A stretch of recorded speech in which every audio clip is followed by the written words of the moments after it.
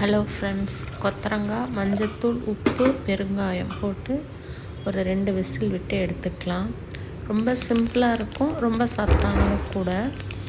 ஒரு கடாயில் எண்ணெய் விட்டுட்டு கடுகு, உளுத்தம்பருப்பு, காஞ்ச மிளகாய், கருவேப்பிலை போட்டு தாளிச்சிட்டு வேக வச்சுருந்த கொத்தரங்காயையும் எடுத்து அது கூடவே போட்டுட்டு அதை எல்லாத்தையும் நல்லா மிக்ஸ் பண்ணி விட்டுட்டு நான் இன்றைக்கி கொஞ்சமாக ஒயிட் சுகரும் தேங்காயும் போட்டு மிக்ஸ் பண்ணி எடுத்துட்டேன். இன்றைக்கி கொத்தரங்காவோட தண்ணி கம்மியாக தான் இருந்தது. ஊற்றுறப்ப நிறையா இருக்க மாதிரி இருந்தது, ஆனால் தண்ணி கம்மியாக இருந்துச்சு. அதை வடித்து விட்டுட்டேன் இன்றைக்கி நான். இன்றைக்கி கத்திரிக்காய் போட்டு குருமா வச்சிடலாம் அப்படின்ட்டு ஒரு குக்கரில் எண்ணெய் விட்டுட்டு பட்டை, கிராம்பு, ஏலக்காய், ஸ்டார் அனீஸ் எல்லாம் போட்டுட்டேன்.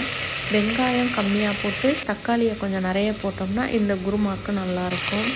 அதனால் வெங்காயம், தக்காளி, பூண்டு, உப்பு போட்டு கத்திரிக்காவை 2 முக்கால் இதில் கீறி வச்சுருக்கிற மாதிரி, சில சமயம் முழுசாக எண்ணெய் கத்திரிக்காய் பண்ணுற மாதிரி இதை முழுசாக இல்லாமல் பாதியாக கட் பண்ணிவிட்டு அதை கட் பண்ணியிருந்தேன்.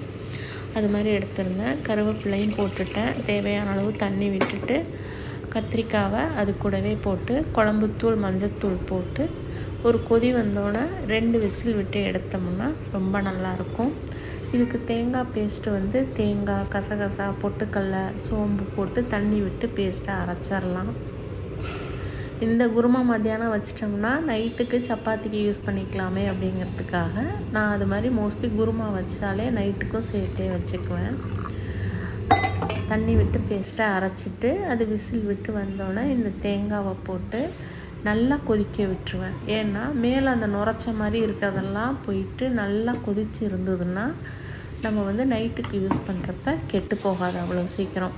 எங்கேயாவது வெளியில் பேக் பண்ணிட்டு போகணும் அப்படின்னாலும் நல்லா கொதிக்க விட்டுட்டு அந்த மேலே ஒரு நுரை மாதிரியெல்லாம் வரும். அந்த நுரையெல்லாம் போனோன்னா நம்ம யூஸ் பண்ணிக்கிட்டோம்னா ரொம்ப நாளி அது கெட்டு போகாமல் இருக்கும். அதையும் மீறி நம்ம ரொம்ப நாளி வச்சுக்கணுன்னா கொஞ்சமாக புளியை மிக்ஸ் பண்ணிட்டோம்னா ரொம்ப நாளைக்கு நல்லாயிருக்கும். சப்பாத்திக்கு எடுத்துகிட்டு போகலாம், இட்லி தோசைக்கு எடுத்துகிட்டு போகலாம், சாதத்துக்கு ரொம்ப டேஸ்ட்டாக இருக்கும்.